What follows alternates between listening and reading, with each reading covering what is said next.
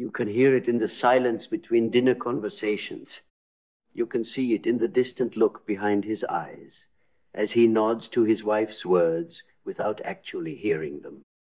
You can feel it in the way he sits, not in rest, but in quiet resignation. This is not peace. This is spiritual death. Not a dramatic explosion. Not a collapse you can point to. But a slow, imperceptible decay of the masculine spirit inside the very home he built. Most men aren't dying in battle. They're not dying chasing purpose or fighting for their kingdom. They're dying on the couch. They're dying beneath the weight of 1,000 unsaid truths. They're dying in their own beds, next to the woman they once burned for, now reduced to polite exchanges and scheduled sex.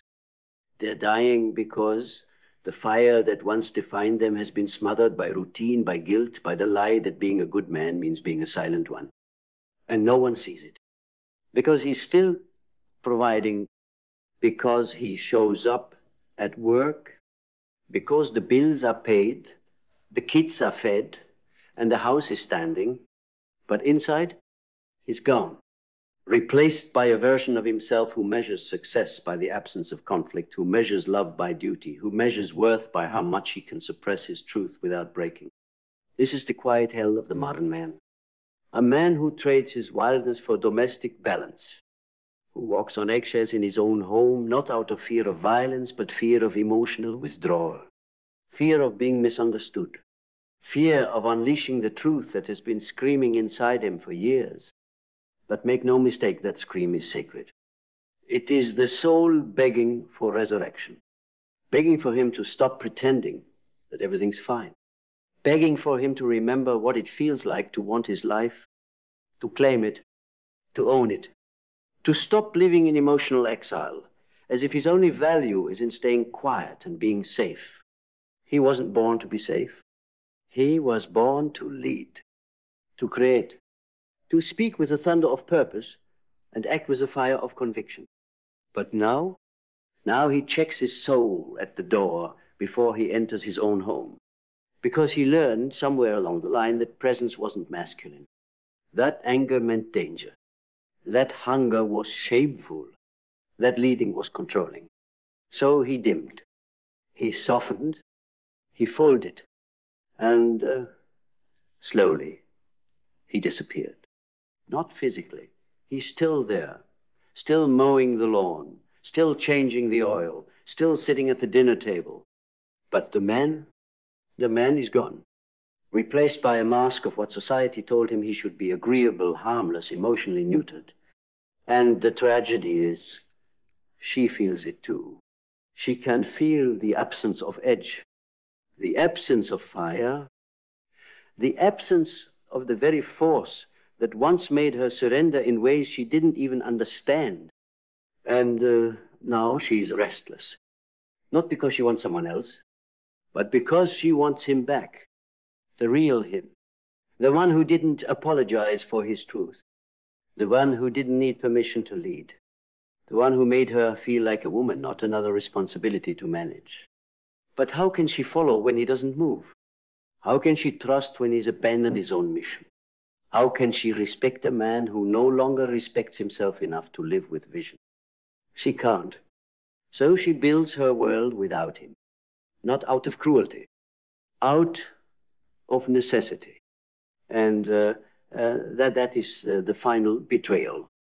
Not her leaving, not her silence, not her coldness, but the moment he let it happen without a fight, without reclaiming the man buried under layers of numbness and neglected purpose, without burning down the performance and rising in his raw, untamed, inconvenient truth, because that's what she was waiting for.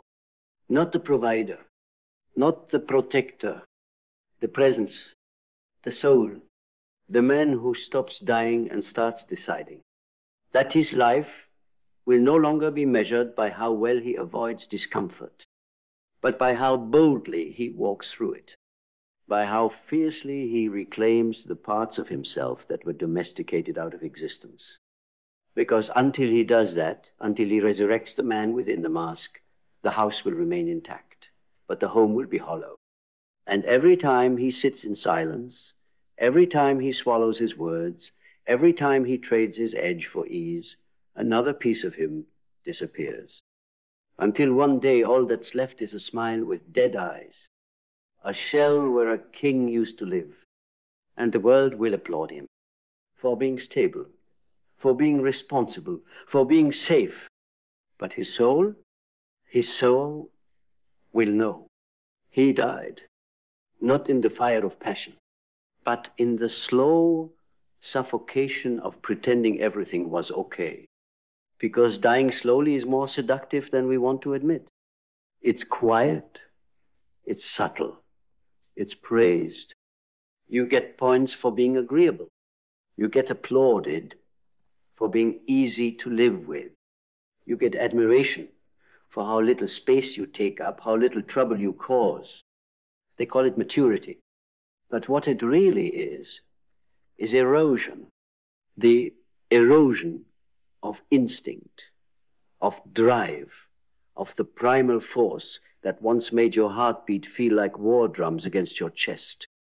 And now your heart beats soft and slow, not from peace, but from sedated purpose. From years of silencing your truth so no one else would feel uncomfortable. From learning to smile through dissatisfaction. From convincing yourself that passion is a phase, not a language. But there's a moment always when the silence becomes unbearable.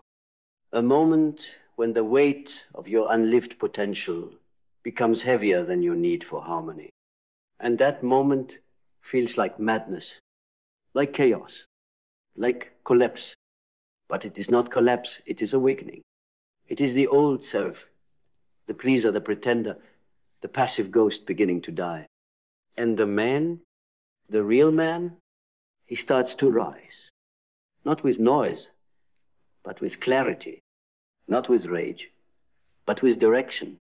Not with domination, but with conviction.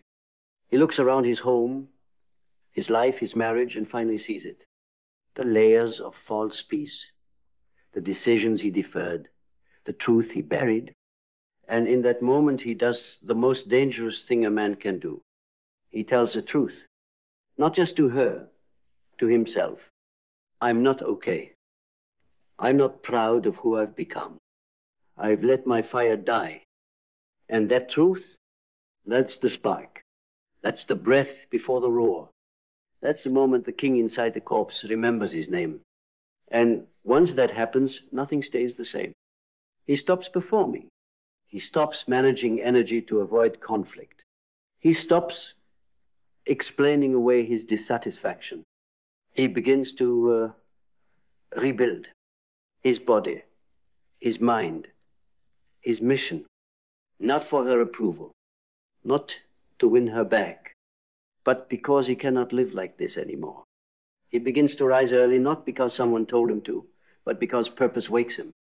He moves his body not for aesthetics, but to feel his power return.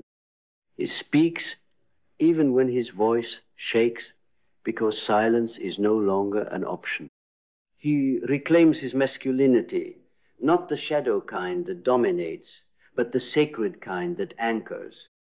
And suddenly, the home shifts.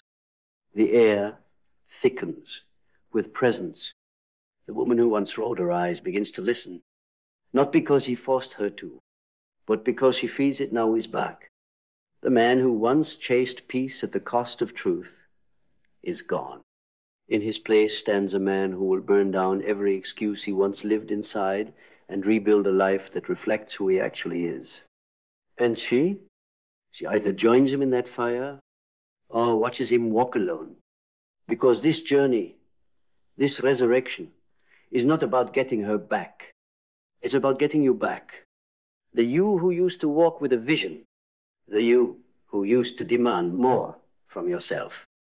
The you who knew that love without leadership is just cohabitation with matching last names. She's not waiting for a better listener. She's waiting for a man who leads himself so ruthlessly that she feels safe enough to be a woman again. And if you can become that, not perform it, not preach it, but embody it, then everything changes. Not because you fixed the marriage, but because you resurrected the man who could hold one. Because marriage was never meant to be a quiet agreement between two people tolerating each other's slow decay. It was meant to be an arena, a place where souls collide, break, sharpen, and resurrect, not through comfort, but through confrontation. Confrontation with truth, with wounds, with desire, with the hidden parts of each other no one else sees and most are too afraid to love. And the man, when he shows up fully, doesn't just play the part. He becomes the pillar, not the one who needs her to behave so he can feel okay, not the one who manages her emotions like a chore, not the one who hides behind passivity and calls it patience, but the one who leaves a line so deeply, so fiercely, that the very structure of the home begins to shift. Because when a man leads himself, the environment reflects it. Children feel it. The energy in the house changes. Not because he says more, but because every move he makes says, I'm here, I'm awake, I'm in charge of me. And in that presence, she starts to soften. The coldness starts to melt, not because he fixed her, but because she no longer has to carry what he abandoned. She can cry again, not because she's weak, but because she feels held. She can laugh again, not because everything's perfect, but because something true has returned. And maybe for the first time in years, she feels like a woman again, not a mother to a grown man, not a manager, not a mirror of his neglect, but a woman desired, seen, respected. And all of it started when he stopped dying quietly in the corner of the home he helped build and decided to live loudly, clearly, unapologetically, with a spine made of purpose, the kind of purpose that doesn't waver when she withdraws, the kind of purpose that doesn't collapse when emotions rise, the kind of purpose that makes her feel safe, not because he coddles her, but because he's clear enough to carry both of them through the storm. That's what most men are missing. Not more money, not more muscle, not more validation. Direction, a mission worth bleeding for, a standard that refuses to make room for mediocrity, a fire that doesn't burn others, but illuminates everything around it. Because when that man shows up, truly shows up, he doesn't just save his marriage. He awakens his kingdom. And in that kingdom, he doesn't rule with fear. He reigns with order, with integrity, with sacred fire. Because he's no longer a man dying inside his own home. He's the man who made it alive again. Not by changing her, by becoming unignorable. He becomes unignorable not because he raises his voice, but because he raises his presence. Because the man who walks with soul alignment doesn't need to dominate a room, he grounds it. And that's what she's been aching for all along. Not more attention, not more gifts, not more appeasement. Gravity. A man with gravity does not chase. He draws things in through clarity, through consistency, through a commitment to his path so unwavering, she can't help but trust it. Even when she's emotional, even when she's confused, even when she's testing the frame, because she will test the frame, not to destroy you, to make sure you're real, to make sure your presence isn't a costume, to make sure your leadership wasn't born from crisis, but from conscience. Because here's the truth no one tells you. She wants to trust you. She wants to surrender. But she can't do that when you're still asking her how to be a man. When you're still waiting for her to stop being chaotic so you can feel powerful. When you're still needing her softness to justify your strength. No, your strength must come first. Your clarity must come first. Your mission must come first. Not because she's secondary, but because she needs to see what leads you, what holds you steady when she can't hold herself, what pulls you forward when everything else falls apart. Because when you don't have that, when your life revolves around her moods, when your masculinity collapses every time she questions you, you don't just lose her trust, you lose your reflection in her eyes. And without that, without her eyes lighting up at the sight of you. You're not a man in love. You're a man surviving in proximity. And that survival is spiritual death. That's what most men are doing. Surviving, nodding along, shrinking slowly, smiling through the weight of a truth they're too afraid to speak. And every day they do it, a little more of them vanishes. But it doesn't have to end that way. Because at any moment, any hour, any breath, a man can remember. He can wake up. He can rise. He can return to the throne inside his chest, the one he abandoned the day he chose comfort over becoming. And when he does, when he walks back into his home, not with empty apologies, but with embodied power, she'll know. She'll feel it in the way he moves, in the way he looks at her, in the way he stops performing, stops explaining, and just is. Solid, certain, sovereign. And in that presence, she will finally feel what she has been craving all along. Relief, because now, finally, she is no longer carrying the burden of his absence. Now, the man she remembered is standing right in front of her, no longer dying in silence, but leading in truth. And that truth, raw, grounded, unapologetic, is what rebuilds everything. Not instantly, not magically, but piece by piece. Because real leadership doesn't restore through declarations. It restores through discipline, through small, consistent, sacred choices, when no one is watching, when no one is clapping, when no one is validating you for doing what a king must do. Waking early, speaking clearly, honoring your body like a temple, protecting your time like a throne, moving through life like it means something again, because it does. She sees it. She may not say it. She may not react right away. She may still carry her armor.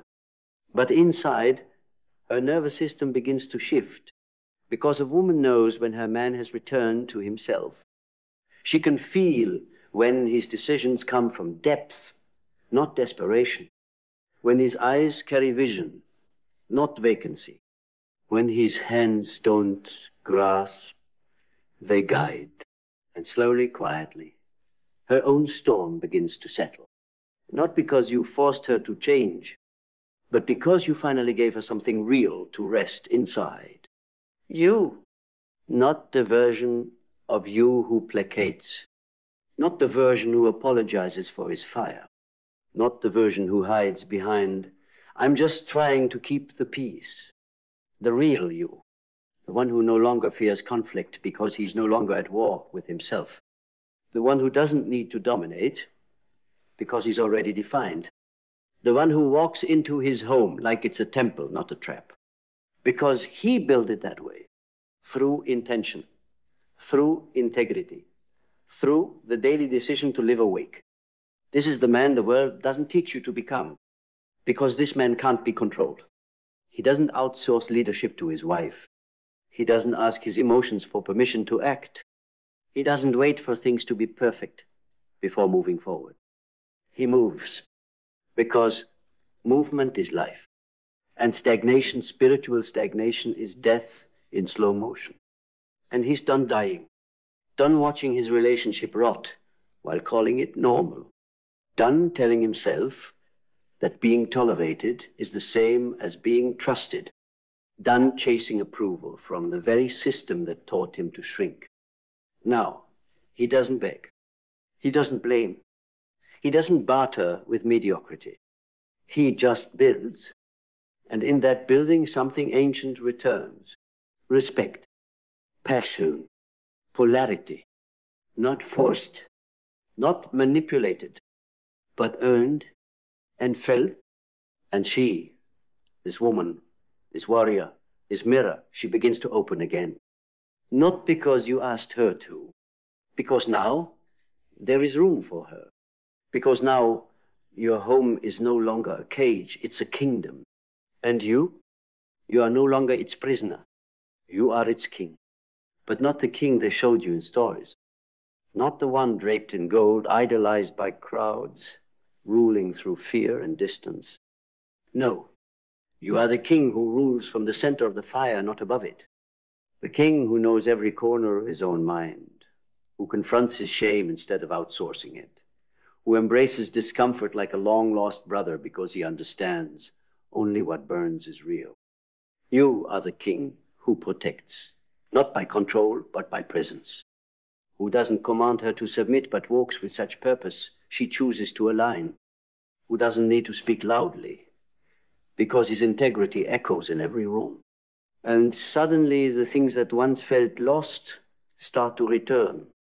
Her eyes, her softness, the way she used to touch you without fear, the way she used to look to you when the world became too much. And it's not because you won her back. It's because she recognizes you again. She recognizes the man who knows himself, not the one who reacts, the one who responds, not the one who performs, the one who embodies, not the one who lives at the mercy of her emotions, the one who leads through them because he's led himself through worse. And you feel it now. You feel the ground under your feet again. You feel the weight of your own name again. You feel the fire in your lungs, the same fire you buried years ago, under the pressure to do the right thing, when the right thing was slowly erasing you. But now you remember. You remember what it means to walk like you're responsible for the direction of your household. You remember what it means to speak like your words build temples or tear them down. You remember what it means to be a man who is followed, not because he demands it, but because he's impossible to ignore. And this is just the beginning. Because the moment you resurrect your masculine soul inside your own home, everything becomes possible. Not easy. Possible. Because you're no longer waiting. You're moving. Not from reaction, but from revelation. Not from fear, but from framework. You don't just protect the home from the outside threats, you protect it from the silent spiritual death that takes root in the absence of male presence. That's your responsibility now. Not to be perfect. To be present. Not to be worshipped. To be worthy. And if she rises with you, beautiful. If she doesn't, you will still rise. Because this awakening wasn't about her. It was about reclaiming the man who forgot who he was the moment he started asking the world for permission to lead. That man is back now. And he is not asking anymore. And now you have returned. Not with apologies. Not with empty promises. Not with eyes begging for forgiveness. But with presence. The presence of a man who no longer seeks permission to be who he truly is. The presence of a man who rose from the spiritual grave he had buried himself in for years. The presence of a man who no longer needs to be followed because the path he walks is so clear, anyone unwilling to walk beside him simply fades behind. The house is no longer the place where you die in silence. It's the place where you resurrected because you stopped trying to fix everything outside of you. You fixed yourself. You fixed the standard you once compromised. You repair the moral spine you let bend, with discipline, with intention, with quiet actions that needed no applause. And when you live like that, she feels it. The family feels it. The world feels it. Not because you shout louder, but because you no longer have anything to prove. You are it, the leader, the firekeeper, the guardian of the gate. No one sees the gate between mere existence and awakened manhood. And if anyone asks you, after everything, what did you change to save your marriage? You answer not with words, but with the undeniable presence of a man who no longer dies inside his own home, but lives like a king within the dominion of his soul. He walks into the room, and the air shifts. Not because he demands attention, but because his presence commands it. He doesn't speak much, but when he does, every word lands like a stone in still water. This is not the silence of absence. It is the silence of awareness. The silence of a man who sees everything. In a world that confuses noise with influence, he is the anomaly, the outlier, The one who understands the true power doesn't need to shout. It simply is.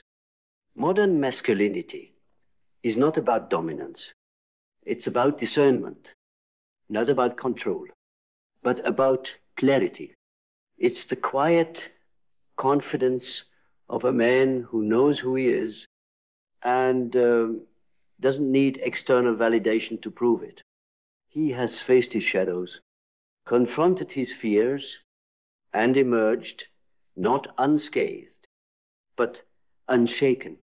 This is the new archetype, not the warrior who conquers others, but the one who has mastered himself, not the hero of someone else's story, but the author of his own.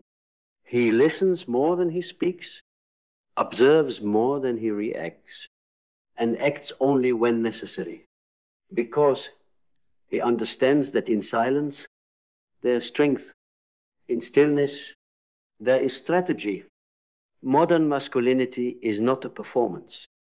It's a presence, a grounded, unwavering, and intentional way of being. It's the man who doesn't just move through the world, but moves the world itself simply by being fully himself. So, to the men who are redefining what it means to be masculine, keep walking your path with integrity. Keep choosing depth over display. Keep embodying the strength that comes from within.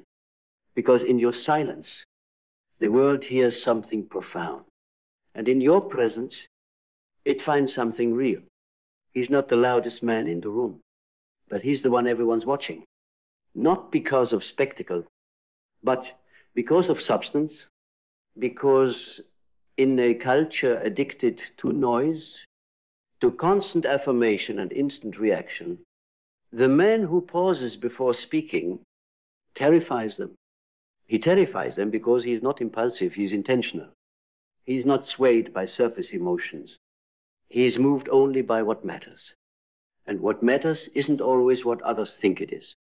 Not the accolades, not the image, not the illusion of being alpha. He doesn't need the throne because he is the kingdom. Modern masculinity is the rejection of artificial hierarchy, the death of false confidence built on performance. It's the man who doesn't confuse aggression with leadership, who knows the difference between being followed and being feared, who refuses to control others just to feel in control of himself. This kind of man doesn't chase. He builds. He builds presence. He builds inner clarity. He builds a life around truth, not trend. You don't see him coming because he isn't performing for attention. He's focused on alignment, and alignment isn't loud. It's magnetic. He leads not with orders, but with embodiment, not with noise, but with nerve. And in his silence, he sees everything. He sees the posturing. He sees the fear behind the arrogance. He sees the manipulation behind the charm. He sees the boy still hiding behind the bravado. But he does not judge. He does not shame. He does not attack. He simply chooses differently. And that choice alone disrupts everything that is false. Because when a man chooses differently, when he refuses to play the game that rewards noise over nuance, he becomes a mirror so sharp it cuts through illusion, a mirror so honest it forces others to see themselves. And that's why they call him dangerous, not because he harms, but because he reveals. He reveals the hollowness in synthetic masculinity, the fragility behind control, the insecurity hiding in entitlement. And he does it all without saying a word. His strength is felt, not flaunted. His wisdom is lived, not recited. His presence is rooted, not rehearsed. This is not the man trying to prove he's powerful. This is a man who knows power is not something you take. It's something you embody. And embodiment has nothing to do with volume. It has everything to do with vision. Because the silent man is not quiet because he has nothing to say. He's quiet because he's listening. Listening to the unspoken, to the patterns, to the intentions behind the words, to the energetic weight of what is and isn't being said. He listens like a sculptor listens to stone, not to judge, but to reveal what's hidden inside. And when he speaks, he does so like a blade, sharp, precise, unapologetic, not to harm, but to cut away the unnecessary. And that's why the world shifts around him, not because he forces it to, but because he doesn't need to. The ground bends to those who carry truth without theatrics. The room reorganizes around those who carry peace without passivity. The world listens when the right man chooses to speak. And when he does speak, it's not to impress, it's to impact, because every word is chosen like a craftsman picks his tools, not to decorate, but to shape. That's the difference. The modern masculine man doesn't speak for validation, he speaks for transformation. He knows that words can create worlds or burn them down. So he doesn't waste breath on ego. He speaks only when the truth demands a voice. And when he's silent, it's not retreat, it's recalibration. He is studying, sensing, surveying the terrain, both around him and within. That's what makes him different. He has learned to master his internal landscape before attempting to lead anything external. Because how can you hold the world if you've never learned to hold yourself? This is the new edge of masculinity. Not brute force, but refined stillness. Not domination, but discernment. Not the man who storms in screaming, but the man who enters like gravity, unseen, unshakable, unmoved by theatrics. And you feel him not because he demands your attention, but because he doesn't need it.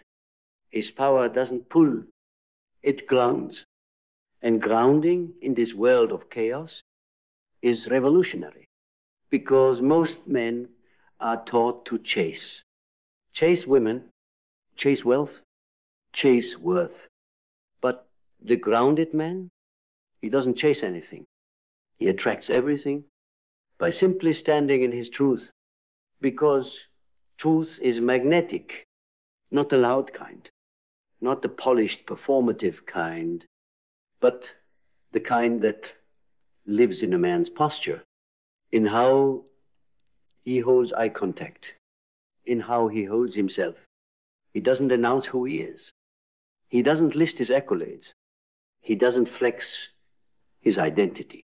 He lets his energy speak for him. Because real masculinity is not about titles. It's about tone. It's about how your presence feels. In a conversation, in a crisis, in the quiet, does it center the room or shake it? Modern masculinity, this evolved, awakened, embodied form, it centers, it doesn't take up space with ego. It creates space with awareness. And that's what separates men of noise from men of knowing. The noisy man fills silence to distract from his insecurity. The silent man feels the silence and lets it speak, because silence is not emptiness, it's information. And the modern masculine man has trained himself to listen, to pause, to receive. He knows that what isn't said often matters more than what is. He reads the undercurrents. He sees the subtext. He senses what others are too afraid to name. And he holds it, not with judgment, but with presence. That is his superpower, not charisma, not charm, not dominance, presence. And presence is not performative. It's earned in the fire of solitude, in the mirror of your own honesty, in the discipline of self-confrontation. He has gone there. And because he has, he can go anywhere. Anywhere because he is not avoiding himself. Anywhere because he's not performing for survival. Anywhere because he has made peace with his own reflection. And that peace, that's the most terrifying thing to a world built on noise. Because you cannot sell something to a man who doesn't need to prove himself. You cannot control a man who isn't afraid to sit in stillness. You cannot manipulate a man who listens more deeply than you speak. This is modern masculinity, not born in rebellion, not born in tradition, but born in the threshold between the raw and the refined, the wild and the wise, the fierce and the soft. It is not afraid to hold paradox. It is not afraid to feel everything and still act with clarity. The silent man sees the games. He sees the performance. He sees the ego rituals in men's groups, the approval rituals in relationships, the submission rituals in workplace politics. He sees it all, and he opts out, not because he's superior, but because he's done playing roles. He doesn't need to dominate a room. He becomes the room. He becomes the still point, the grounding force, the unshakable core others gather around, not to follow blindly, but to remember themselves, because that's what real masculine presence does. It doesn't say, follow me. It says, remember who you are.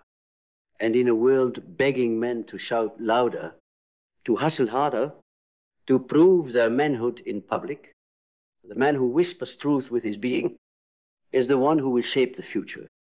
Because the future doesn't belong to the loudest voice. It belongs to the clearest signal. The signal of a man who knows his rhythm. A man who no longer confuses speed with progress. A man who is no longer seduced by urgency because he is rooted in timelessness. He has slowed down enough to hear the truth underneath the noise. To feel the weight of his choices before he makes them. To lead from depth, not just direction. This man, he walks differently. Every step is calculated, not by fear, but by integrity. And when he speaks, he is not trying to be understood. He is offering understanding, not for approval, but for alignment. Because the highest expression of masculinity is not dominance, it is discernment. Knowing when to act and when to allow, when to pursue and when to be still, when to lead and when to listen. That's not weakness, that's not passivity, that's mastery. Because to lead in this new era, you don't need to be louder. You need to be more anchored. And anchoring only happens in silence. In the space where performance dies and presence is born. In the stillness where you meet the parts of yourself no applause will ever reach. That's where the modern masculine man is forged. Not in the spotlight, but in the shadows he chooses to integrate. And when he walks out of that darkness, he doesn't come to entertain. He comes to remind you that silence is not absence. It is awareness. It is power. It is the presence of a man who no longer needs to be seen because he sees everything. He sees the cracks in your words when your tone doesn't match your truth. He sees the fear behind your ambition, the sadness behind your sarcasm, the exhaustion behind your pride, not to use it against you, but to meet you there, to honor what's real, even if you're still hiding from it. That's the discipline of the modern masculine man. He doesn't react to shadows. He holds them, not to fix, but to witness. And witnessing in a world addicted to performance is one of the rarest forms of love. Because this kind of man doesn't just offer solutions. He offers presence. And presence is medicine. It doesn't rush your healing. It doesn't shame your mess. It simply says, I'm not afraid of who you are underneath it all. That's what makes him magnetic. Not perfection, but permission. Permission to be complex, to be emotional, to be unsure, without being any less worthy of love or leadership. This is the revolution, where masculinity no longer demands armor, but authenticity, where it no longer punishes emotion, but partners with it, where it no longer leads with fear, but with fierce honesty. Because the truth is, modern masculinity does not raise its voice to be heard. It lowers its guard to be felt. It does not aim to conquer. It aims to connect. And that connection begins not with how much you say, but with how deeply you see. Because when you truly see, without judgment, without agenda, without trying to fix or mold or control, you become the most dangerous kind of man. Not because you destroy, but because you disarm. You make people put their masks down. You make people breathe deeper. You make people tell the truth, sometimes without even speaking. That's what presence does. It pulls the truth out of hiding. Not with pressure, but with permission. Because the modern masculine man isn't interested in obedience. He's interested in awakening. He's not here to dominate rooms. He's here to redefine gravity, to walk with so much self-possession that others feel safer just standing next to him, to speak with such rootedness that lies can't survive in the air he breathes. He doesn't waste energy trying to prove who he is. He's already become it. That's why his silence matters. Not because he's withholding, but because he knows the power of the unspoken. Because in a world where everyone is trying to be seen, he is the man who sees first. He sees what people hide. He sees what they avoid. He sees who they really are, and still chooses to stand there, unshaken. That's not passivity. That's mastery. And it doesn't come from reading books, or mimicking confidence, or memorizing lines.